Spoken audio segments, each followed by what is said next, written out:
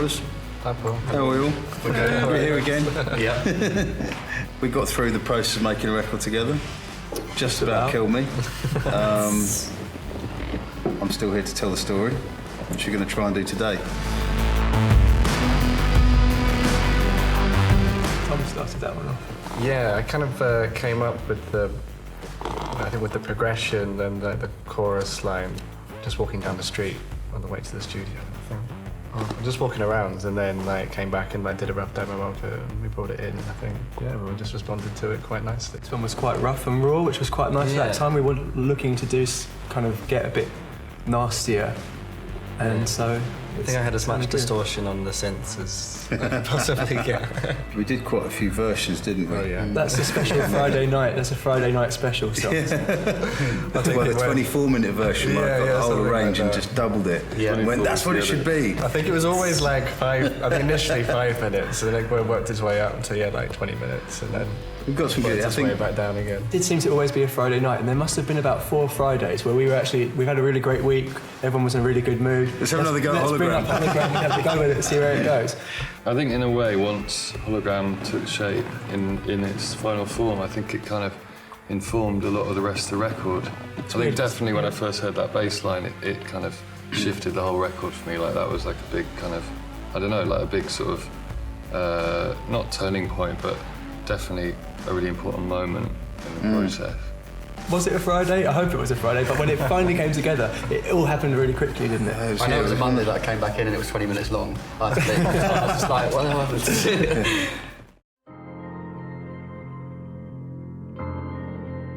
So, Press Enter to Exit has almost had a 2-year Yeah, it's one of the oldest ones. gestation period. That was from the very first week. And we had a week here together where we just you guys came in and just kind of wanted to sort of use the studio as an instrument and explore working in this setup, using the synths and the toys and the piano and the modular stuff, and I think it's one of the ones that how many did we do? 5 tracks that week? 5 tracks in 5 days. 6. Yeah, it all sounded great. Definitely one of the most rewarding experiences I've had in the studio that week. And then you pulled out this bass line, which was, I think we were working on one of the other tracks, weren't we? And we sort of ended up sort of ploughing the sort of dubby thing, and with this, the kind of this loping, repetitive bass part.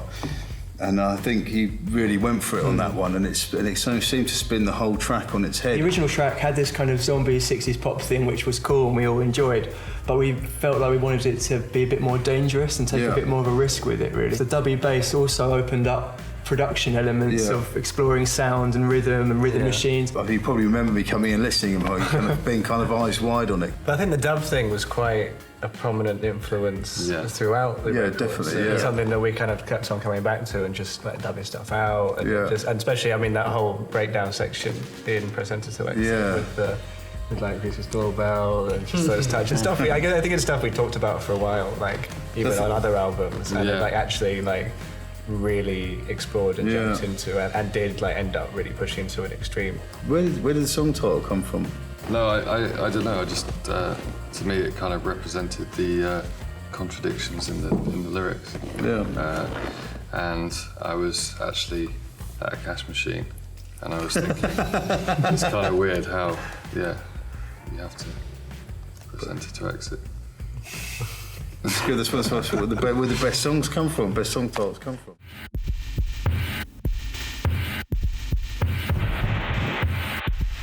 Machine. I don't know, that's one of the points that I think you probably had the biggest influence, in some of the things on the record, because I feel like you kept pushing and pushing that one, to the point of me going mad. I don't think we would have got to where we got with it without you pushing in that way. I think, because I definitely never, from when it was conceived, I didn't think of it as a single. I thought it was a cool track, but so did I. Yeah, but I think what it ends up as is a lot more successful and a lot stronger. Yeah. We were doing a thing where it was right, everyone go away and try and come up with as many ideas as you can in a couple of days, and then we'll bring stuff back together and work on it. Yeah, and it had a heaviness to it that, the thing that you came back with, it kind of it had a heaviness to it that we kind of haven't really had, you know, anything in that vein for a while. And yeah, and I think that was what I found immediately exciting about it. And I remember actually I was listening to it. I remember I was at home listening to the new Sleep single that had just come out at the time, and then that came on next on my computer, and I remember my brother walking into the room, and he was kind of immediately excited by it because it was, yeah, like he said, a lot heavier than we've had. Because the start was as it is on the record. Yeah. I think that initial bit just clicked with everyone in some way. But it's weird because I think people have been comparing it to Nine Inch Nails and Marilyn Manson, but for me it was like, it reminded me of the Stooges. It felt like easy dirge with like a good attitude to it, and the industrial elements, like the programmed drums and kind of messing around with the sampler so things were speeding up and down. It was like your wrestling machine. Yeah. The pterodactyl guitars. The pterodactyl guitars, but the guitars, the ones that we did in the morning. The ones in the from the morning? end. Well, I remember The feedback one. Paul was like, you can have a go, just being loud if you want, like in the morning. Oh, what? So there was nobody else here? Yeah, there's no one else. I think I might blame one of your monitors up. I remember Joe walking in and being like, it's a bit early for this, isn't it? The funny thing is, when you walk into the church and you come up the stairs, Josh's guitar amp's positioned. It's the only thing you can actually hear in the whole place. Right above the receptionist. So as soon as you walk in, if the guitars are being played, it's just insane noise. But the thing is, it's also because it's isolation as well, so you're not hearing the songs. You just come in here, this wall of noise, feedback. I think that morning we actually had them in the room though, didn't we? I think we pulled the amps in here, so we didn't. Oh, really? So we didn't. So we didn't scare the other clients out the building. There's definitely been a few mornings that I've been like, sorry about that, downstairs. Yeah. I always pretended I played drums. The guy, so he didn't think it was me. I was worried about just being locked out one night and being like, I'm not letting you in, it's just too much. So Ghost was another one of the. Is it another track that I feel like we didn't really do much to, but the subtle little things we did as together, I think made a big difference to how that sounded. I mean, it's probably the most sparse track we've ever done. Most kind of minimal, and that, I mean, Joe pretty much wrote that one.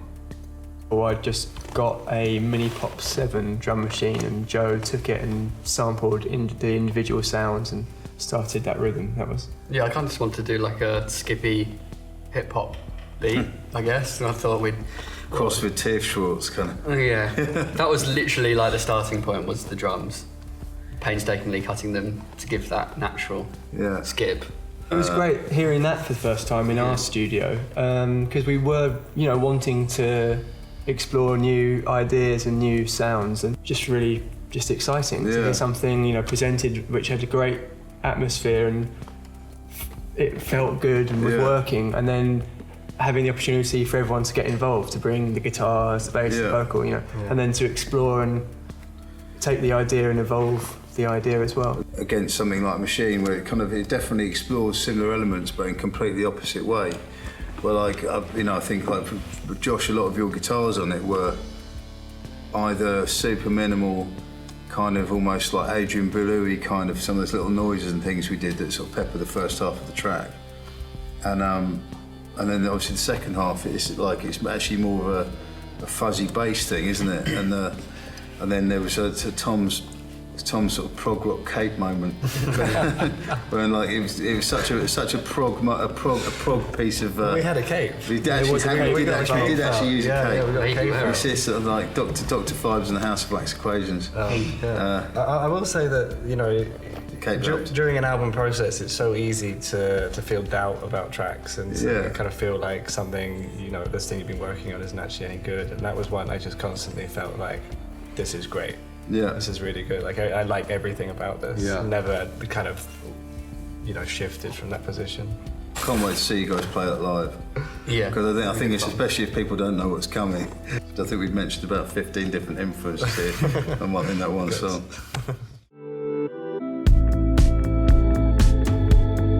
Point of No Reply was one that started out. I think it started out with you, didn't it, Tom? Yeah. Definitely feels like we tried a lot of different things with it before finally finding out what the track needed to be. And I think there's a really fine balance. Like a kind of even little things, just even little EQ things that just completely, you know, had to be exactly right to work. Because it's very simple. Yeah. You know, the drums are really simple, the progression's very simple, and it had this thing of like balance between being like elegant. Yeah. Or boring. No, definitely. This is a really fine line to tread. I think when the first time the guitar was added, that was quite important for the song. It gave a bit of weirdness that maybe it hadn't had up until then. I saw it as a bossa nova track. I fought really hard for the song to stay, and people got bored of it. But I still in my head was like, this is going to be a great bossa nova track, and I just really wanted it to stay. Well, this is going to be the bossa nova crossover that we've been looking for. Wow. Always been looking for a bossa nova crossover. Yeah, you're always looking to crack Latin America. With that track, there was one lyric line that I spent, I'm not exaggerating, I spent 2 weeks on, sat in the downstairs room at the computer, just trying different lines, and for whatever reason, I think probably about 10 days worth of time in front of the screen, trying to get, and it's weird to think that it's even possible to spend that much time on a lyric, but yeah. Turns out it is. I think it's that thing of wanting to make like a strong song, some people can enjoy, and a pop song, but also one that you still feel like you can inject a bit of weirdness or something that you think a little bit more about. The natural thing, like you know, the final chorus was so kind of so spontaneous, and it came out and it felt, you know, it had that initial enthusiasm when you first come up with an idea. And you know, it slotted in and still felt, it felt fresh. And it strangely sounds like an exhalation almost. It is really relaxed, you know, the movement into it. And then we couldn't end it in a conventional way. It was just like, we can't do this how everyone else would. I think I just said, like, I think once it was like, we did actually have another chorus at the end, and I think I just said, it's still we should go back to a chorus again. Let's go. I said, why don't you guys just do something else? Like that left you. I think that was on a Friday as well. I think we only work on Fridays by something. But yeah, coming back and it was just Just went off down a wormhole, didn't it? Which I quite like, because it's kind of, we had all that sort of all the drone stuff at the end, but it felt like just needed a moment of the whole thing sort of disassembling somehow, and kind of, and sort of it definitely feels like it asks more of you as a listener. It keeps your attention, because it still does what you want it to do in a way, by giving you a part of the chorus, but with all the kind of weird sort of alien. I think there's a surprise element to it. I think that you definitely can listen to that song, you'll get to the part where the bass drop, you know, and the bass goes long, and you think, oh, okay, another chorus is going to come back, but it definitely doesn't. It sort of goes. There's a guy, a friend of mine who saw us play live, and I don't think he'd really listen to our music very much. He was like, every time you think you know what's going to happen, you think you've settled into like a nice pop song, something bizarre happens, and I think that's just much more interesting than playing a more conventional card.